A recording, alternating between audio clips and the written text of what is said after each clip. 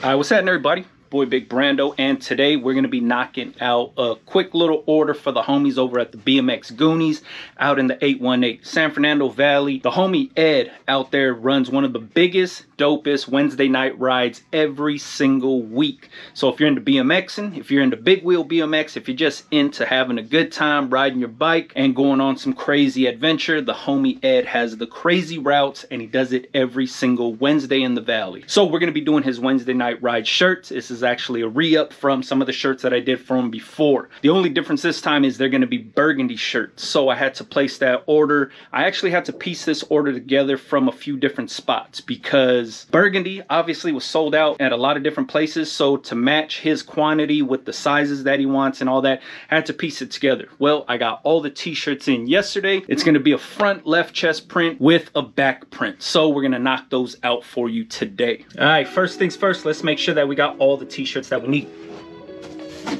Like I said, we're going to be doing burgundy. These are all style t-shirts. Size small. We need 2 size small t-shirts.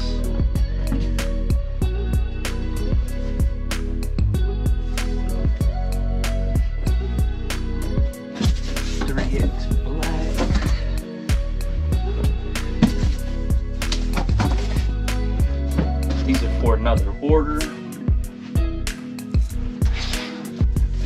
you go.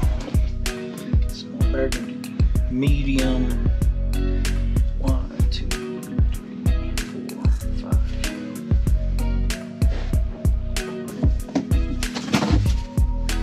Large. 2, 6, 7, 8, 9, 10, 11, 12. Large.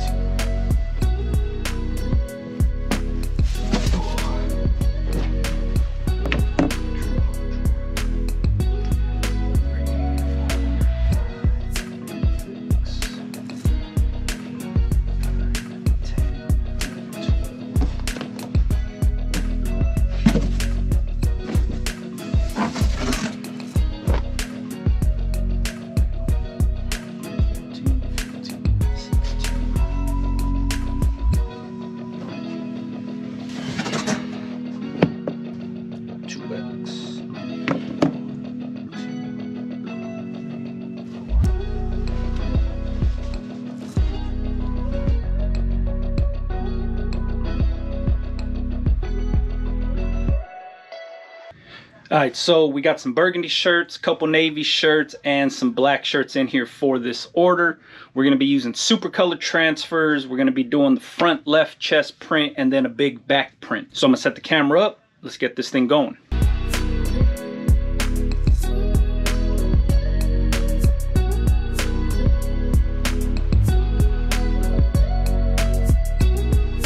All right, check it out. A lot of people had concerns about the burgundy t-shirt, saying that it leaves a big mark on there. So what I'm going to show you guys is after you press it, it does get discolored because that's the nature of this color. Once the heat hits it, then it activates something in the pigment and it does change colors.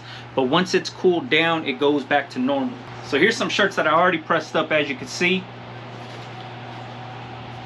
No discoloration, nothing.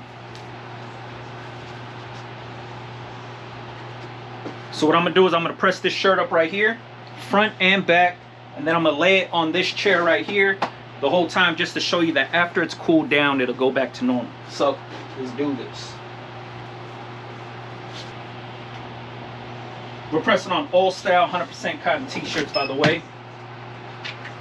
We're using Supacolor Transfers.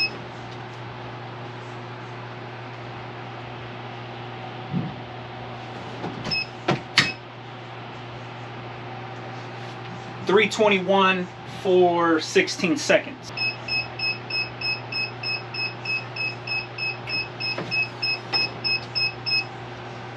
Hot peel, and then we're going to press it up one more time. Excuse the fan, it's getting hot in here.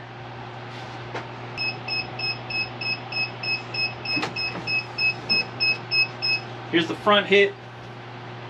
I don't know if you could see the discoloration. Hopefully you can. But let's do the back now.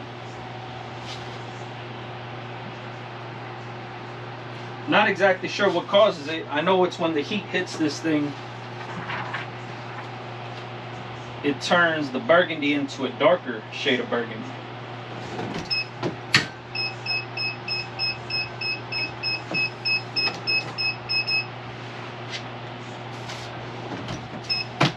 So like I said, after it's done pressing, I repress it again, and then we're gonna take it off, lay it onto this chair right here, let it cool down, and then I'll show you what the results are after it's been cooled down.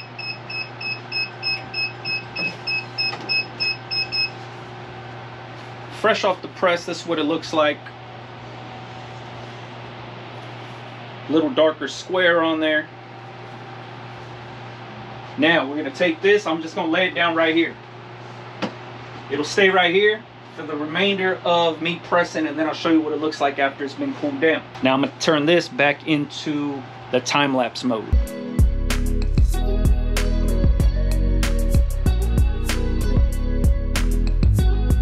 All right, so it's been a few minutes. Pressed up some shirts. Let's take a look at this one.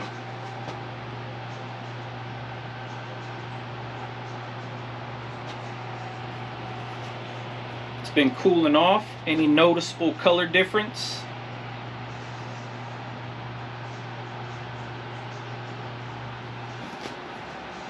There it is. So when it comes to like that discoloration shit in your t-shirts, a lot of times if you just let it cool down, it goes back to normal. Perfect example of doing it right here on these burgundy shirts. As most of you guys know, burgundy, red, brown, tan, charcoal gray always goes a little darker right after it's been pressed, and then after it cools down, goes back to normal.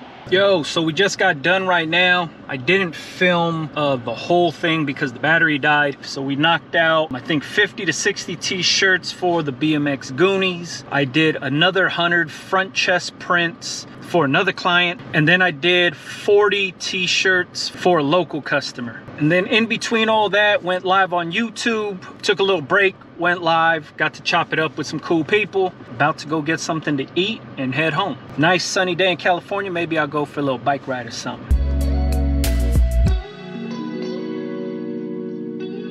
All right, so I was just weeding out some EconoPuff, and I found something out that it's worth making a video about, so let's check it out.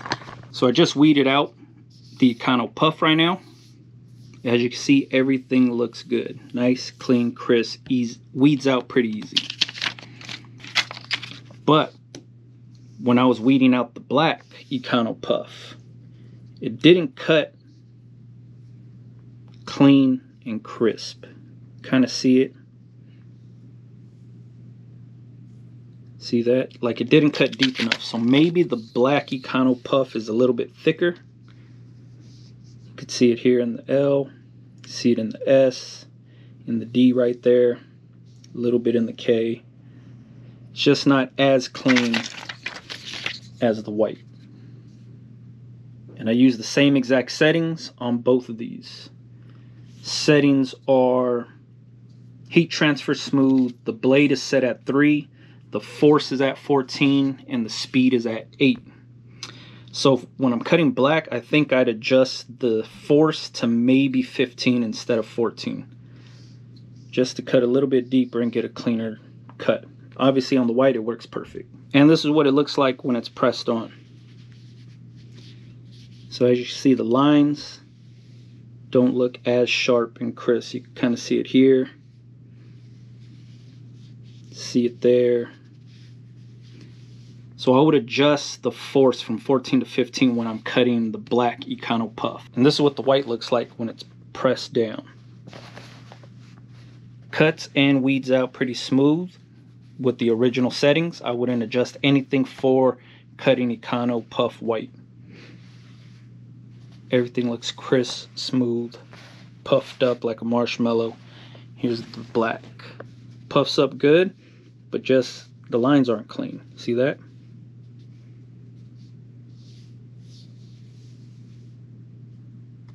So I would make the adjustments whenever cutting black.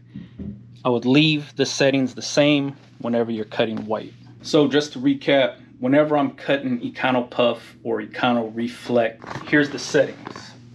I have them written down here. Heat transfer smooth, blade 3, force 14, speed 8. I would adjust the force from 14 to 15. I would cut a little bit deeper for the black. This is what I use when I cut white. Like I said, EconoPuff and EconoReflect. Heat transfer smooth, blade set at 3, the force is at 14 and the speed is at 8. I think I would adjust the force from 14 to 15 whenever I'm cutting black. All right, hopefully this helps somebody out there. If you guys got any questions, make sure you leave it in the comments. Follow me on Instagram, Big Brando TV. And if you wanted to pick up some Supacolor Transfers, EconoTransfers, I'm going to leave all the links and information in the description box. All right, catch you guys on the next one, man. Yeah.